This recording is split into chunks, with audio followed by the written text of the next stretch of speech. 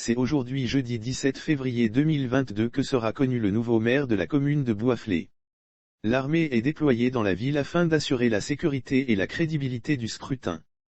Bouaflé, capitale de la Maraoué, a perdu son maire Lucien Leyébi dans un accident de la circulation en novembre dernier. Son successeur sera connu ce jour après 3 mois de vacances de pouvoir. Cela est conforme au texte régissant les collectivités locales.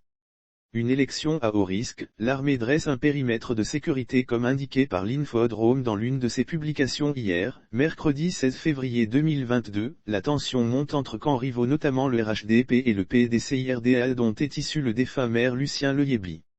Pour tenter de calmer les ardeurs et réussir un scrutin sans violence, l'armée, gendarmerie et police, présentes dans la Maraoué a investi la mairie.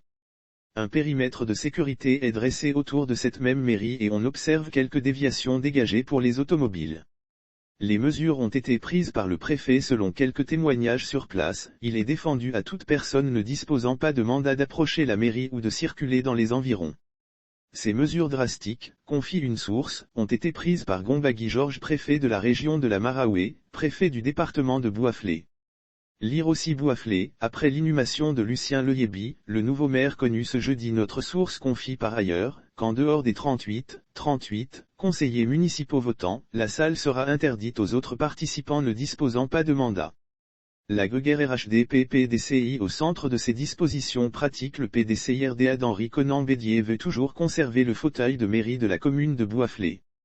Pour le RHDP, le parti au pouvoir, après le décès de Lucien Leyébi, il est grand temps de conquérir ce poste.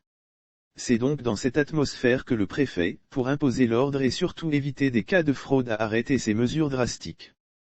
Quelques renforts de policiers et de gendarmes viendront pour lui. Il n'est pas question que Bouaflé vive une fois de plus des moments sombres comme ce fut le cas après les élections législatives de décembre 2020. Selon plusieurs sources concordantes, quelques renforts de policiers et de gendarmes viendront, soit de Daloa, soit de Yamoussoukro pour étoffer le dispositif sécuritaire déjà mis en place.